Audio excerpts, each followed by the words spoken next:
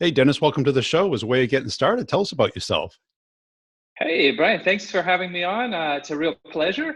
And yeah, I'm a long-term storyteller, uh, entrepreneur, marketer. Been around a long time, done a lot of different things, mowed a few lawns in my past as well, Yeah, and made a lot of mistakes, learned a few lessons, learned a couple of them well. cool. And how'd you get interested in marketing? Well, that's a good story. A long time ago, I was spending some time in Europe. I actually go back and forth, and I was in Spain, and I was running out of cash, and I realized that being an American with a tech background was a pretty good combination there, and I got a job, and I just realized that people have a hard time understanding sometimes technology and how it applies to business and how it applies to solving real problems, and just stumbled onto the fact that I was pretty good about making complicated things easy to understand, and that's what I've been doing for an awful long time. Cool. And you've applied technology to marketing? I've applied technology to marketing and marketing to technology. Yeah. And what's your typical engagement with your clients? Well, that's a great question. Sometimes it's, we have a whole team. Sometimes it's we run the whole show. Sometimes we just do little bits and pieces. We're really good at content marketing. We're really good about keeping our clients on message and helping them craft their messages because, to me, the plumbing is important nowadays. It can get really overwhelming, but you can have the best plumbing in the world if you don't have a good story, if you don't have a message that makes people want to understand what you're doing, then all the plumbing in the world won't get you anywhere. Yeah, it's true, isn't it? It's like, yeah, doing all the good things, but not having the right approach and connecting with the problems that the people are having and, Yeah, and how you, I always say it's all about the words on the page. It's all about what you're saying. Sure, it's great to have a big audience. It's great to have all the flashy whizzo gizmos that make it easy to interact and reach a big audience. But if you reach a big audience and you're boring and you're uninspiring, then I don't think you'll make a lot of sales. yeah. Can you take us through what a typical engagement would look like? Is there a typical engagement? Wow, there's probably not.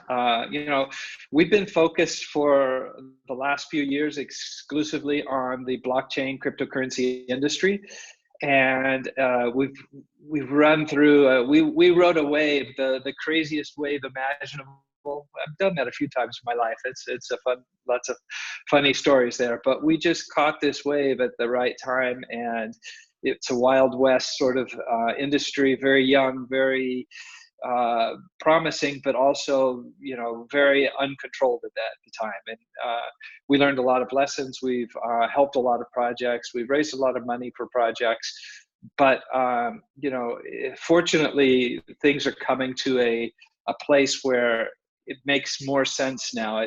There's a little bit more common sense, and people are realizing that yeah, the technology is great, but the technology is great when you use it for something that meaningful and actually works. Yeah. And what would that be with regards to Oh, marketing? oh well, with regards to marketing, this I'll tell you what. A few weeks ago, I did a LinkedIn post, and I said I think the human being alive who's most harmed human progress is Mark Zuckerberg. Why is that? And I said that not because of Facebook, which has its ups and downs, and it's obviously an amazing accomplishment of that Mark Zuckerberg has done. But he also did something really, in my opinion, negative, and he created a mythology around the young 28-year-old disruptor wearing a hoodie with starry eyes, and that's going to be the solution to every problem. And we bought into that, and it makes for a great movie, but it's not the reality.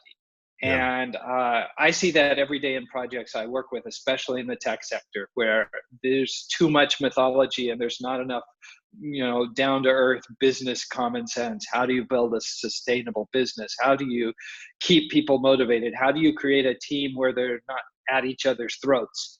All of these things that entrepreneurs learn with a few gray hairs, like I've got. Maybe you've got a couple. I won't say anything about them. You And noticed.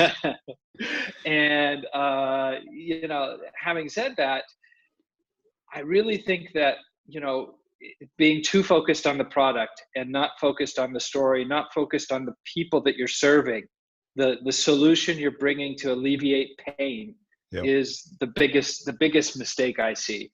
And that's what I see a lot with my customers that come to me and they say, oh, but we're doing this and we're building that and we've got these features, we've got these benefits, and we've got this. I say, yeah, but who cares? Nobody wants to hear you talk about yourself. Right.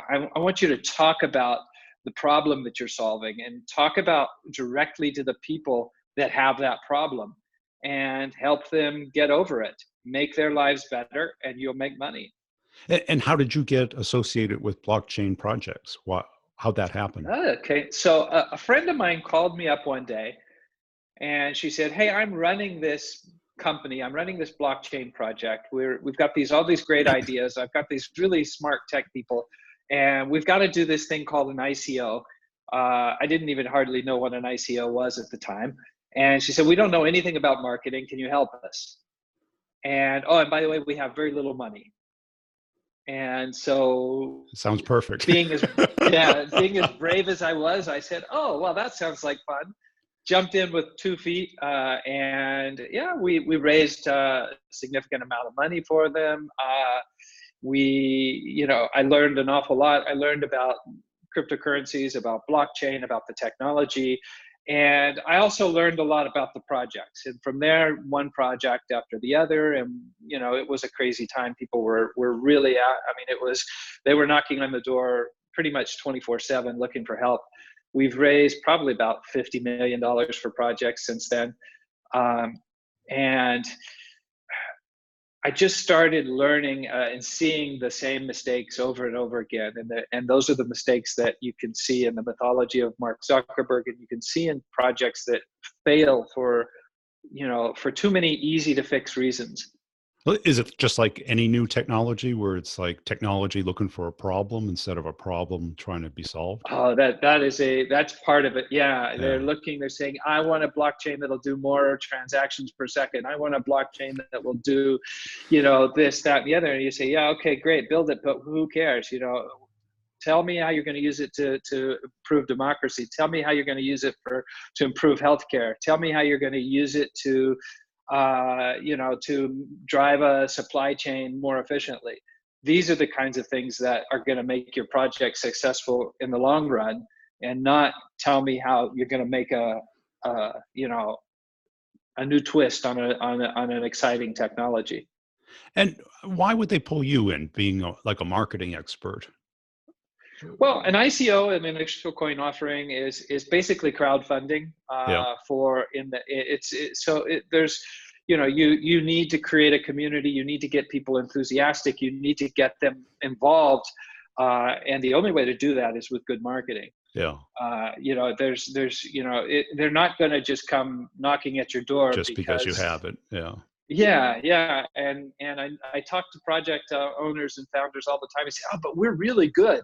We're building this, and I spend all my time on the product. We're down in the trenches. I say, yeah, but what about all the rest of the project? Where's your your accountant? Where's your story? Where's your marketing? Where's the how are you going to reach these people that are going to support your project? Oh, well, I don't know. Yeah, that's a good question. Yeah, it is. It is a good question. So how long did you take, or how long were you involved with that project? It was about a 3-4 month project at the time, that one, to get it off the ground. That's another thing. These are big projects. They're complicated. They've got lots of moving pieces. They're hard to explain sometimes. The idea of cryptocurrency, blockchain, it's not simple. No. And you have to you have to take a step back and say, how can I make what I'm doing relatable? Because if you don't, you're going to just, people's eyes are going to glaze over. They're going to get bored, or you're going to be preaching to the same old crowd of, 100,000 enthusiasts that, they've already been taken for 7 rides by now. Yeah. And how And did you market that coin? Is that what you were trying to do, was to market the coin? yeah. So we used a lot of techniques that probably weren't being used at the time. We used contests to drive a huge email list. We did a lot of email marketing. We did we do a direct outreach through LinkedIn to investors and to enthusiasts and to people with the problem. We ran ad campaigns, not much because there wasn't much budget to do it. Obviously, PR, getting on, published, getting people to talk about what you're doing. All of these things fit into a puzzle. Yeah. That if you neglect any one piece, you're gonna be limping along. And was there any one part of it that was more effective than another, or was it just a systematic approach? Well, it's got to be a holistic approach. Yeah. I think that's the most important thing. Maybe because I'm a storyteller, I always tell my clients that your email list is probably your biggest asset. Yeah, still. And it is, and it's in all of the different thousands of ways we have to communicate these days. It's still probably one of the most intimate ways of communicating with people, because you really are having a conversation with that person one-on-one in their head. Yeah. And we're not very orthodox about it. We're totally mail. If you have to mail 4 times a day, mail 4 times a day. It doesn't matter. It's, if you're going, it isn't a question about mailing too much. It's about mailing good. It's about making your emails fun. It's about making them engaging. It's making people want to read them. Yeah. And if you get that, and if you accomplish that, then you can, I'm on lists that mail 6 times a day, and I'm happy to, I don't read them all, but I like them when I read them. Yeah. And what type of open rates were you getting? It's all over the place. Yeah. I tell people it doesn't make a damn worth of difference. It doesn't matter. You can't take opens to the bank. You can't take likes to the bank. People are going to unsubscribe. That's fine. If they're not interested, then that's the best thing they can do for you, is to leave your list. But it's all about really that conversation, and it's about making the sale in the email. It's about the quality of what you have to say, and the fun and the engagement. That's what makes it important. And I don't read every email I get. I doubt I don't you do read almost any. Yeah, well, but there are people, I'm sure, that you read their emails because the emails are important to you. Well, yeah, I mean, there's important ones, right? There's ones that, right. But, you get on somebody's list and you read the title and you just don't have time, Yeah, that's why I like happens. podcasting. Is like, if somebody's listening to your podcast, they're engaged. It's a passive content. It is. Yeah. And I see people talk about webinars and stuff, but people attend webinars, but they're doing something else at the time. It's like, you want that dedication.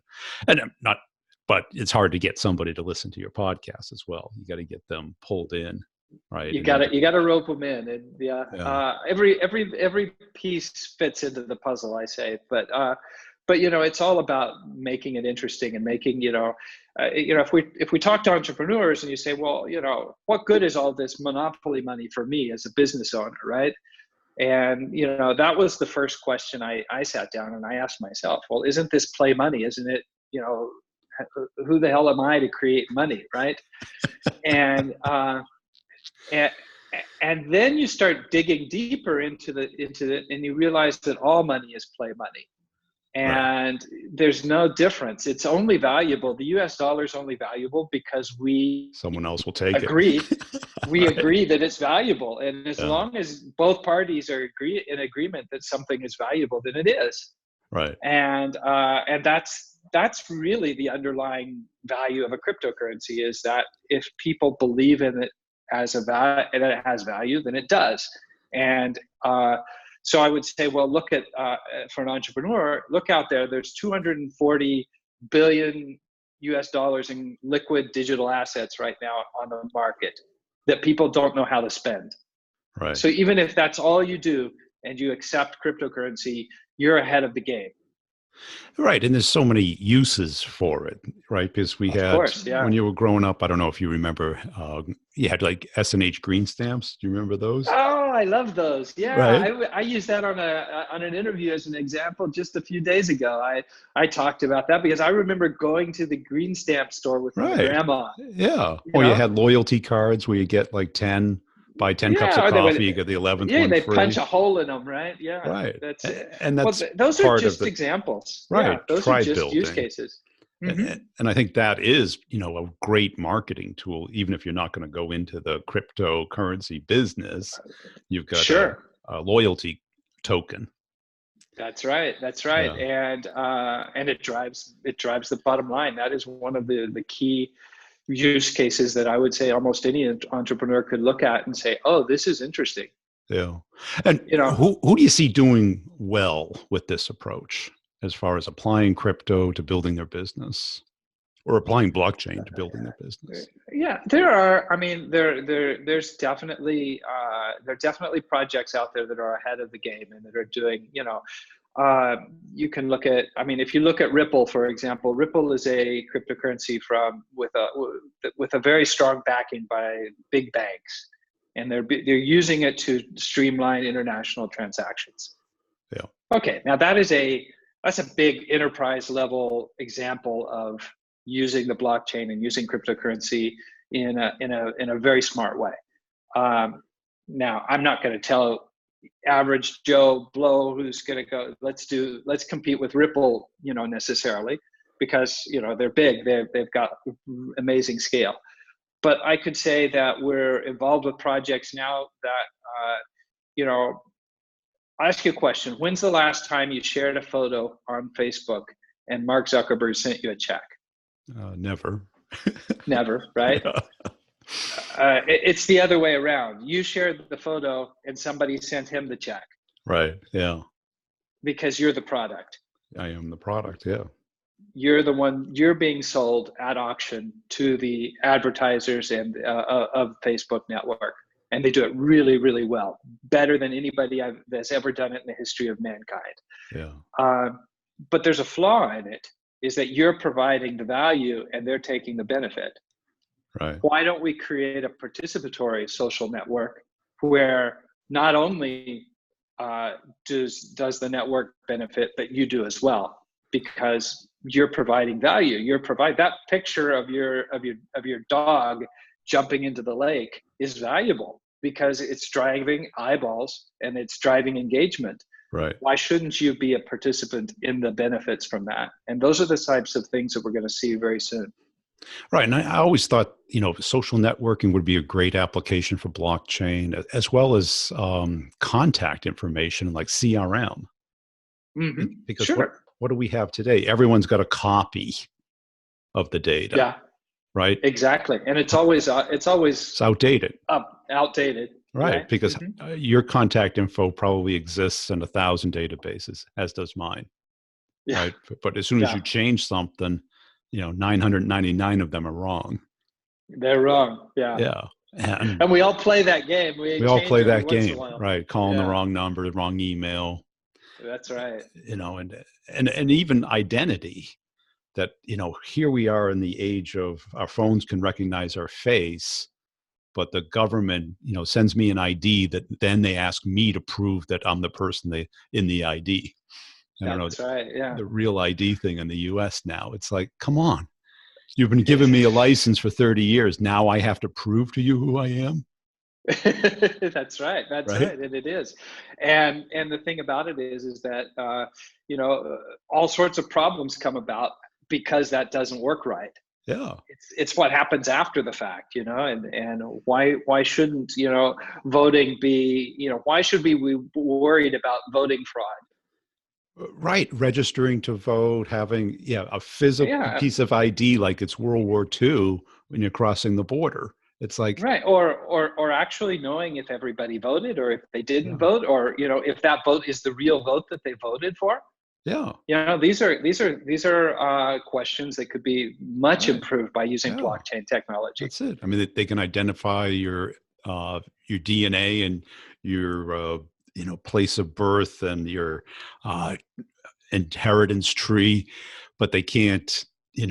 When you want to get a passport, you have to go get a physical piece of picture and Yep. then mail it to somebody who doesn't see you. They see the picture. They give it to you the day before you leave on your trip. If you're lucky, yeah. If you're lucky, right? And people are Yeah. like, yeah, let's give the government power over our healthcare. That's a good Yeah, well, idea. yeah. Healthcare is another industry where, It's huge. blockchain Yeah. is amazing potential to help with empowering people to be in control of their own data. Yeah. Right. Yeah. Why, why do you, I mean, have you ever had to go from one doctor to the other and carry a bunch of paper, Oh, yeah. or And all the trouble they have with opiates because people just go from doctor to doctor, get a prescription from 10 different yeah, doctors and then go to 10 different pharmacies because that's there's, right. there's Yeah, no identification or reconciliation on that. sure, Yeah. sure. Well, now, what do you call a crypto entrepreneur? Cryptopreneur. So a cryptopreneur, yeah. Yeah. And for me, a cryptopreneur is any entrepreneur who is leveraging the blockchain to solve real problems for Yeah. real people. And what do you see? I mean, you wrote a book on this. Is it really enough for a book yet? Yeah, there is. Yeah, I've got I think got a it's it. copy right here. There we Yeah. go. It's called Behold the Cryptopreneurs. It's all about these topics that I've seen firsthand inside the industry, inside the projects, looking at things that are working, looking at things that aren't working, and saying, "Hey, we could do this better. We could do this in a way." I mean, there's so much benefit coming from this industry, but there's also so many promises that are being failed to be delivered on. Yeah. And it's a critical moment where the industry needs to step up, deliver on promises, really do good things, and prove that all of the hype is real. Because otherwise, it's going to end up just being a speculative financial instrument, and that's okay as a side part of an industry. But if that's the whole industry, you've got a problem. Yeah. And do you think the technology is there? Yeah, I think it Yeah. is. I mean, I don't know if it's, there may not be a blockchain solution yet that's quite capable of scaling to compete with Visa or MasterCard on a global level yet, on that level of transactions. But we've got a long ways to go before we get there. Yeah. So the question is, let's start getting people in. Let's start making it real. Yeah. Let's start solving problems for people who can't get a bank account because they live 200 miles from the nearest bank branch. Yeah. These are real problems in the real world, and that people go hungry because they don't have access to financial services. Right. Yeah. And are you a big fan of MarTech? Are you applying technology to marketing? And Oh yeah, we do, obviously, and retargeting, all of the messaging, the conversational marketing. We follow all the trends, and we're careful about understanding them. But I'm always very, very cautious with my clients. I say, okay, that's great, and a lot of the technology is really amazing, but you don't have to do it all at once. Yeah. You know. And what do you see as most promising out there as far as MarTech? Anything particular, or? I really like using the new messaging platforms for marketing. I think there's a lot of potential there. Yeah. Facebook Messenger marketing, WhatsApp marketing, but it'll go farther than that. Not just that. Having direct messaging on your website is important. It's true. Our attention spans are getting smaller and smaller. Really small. Yeah.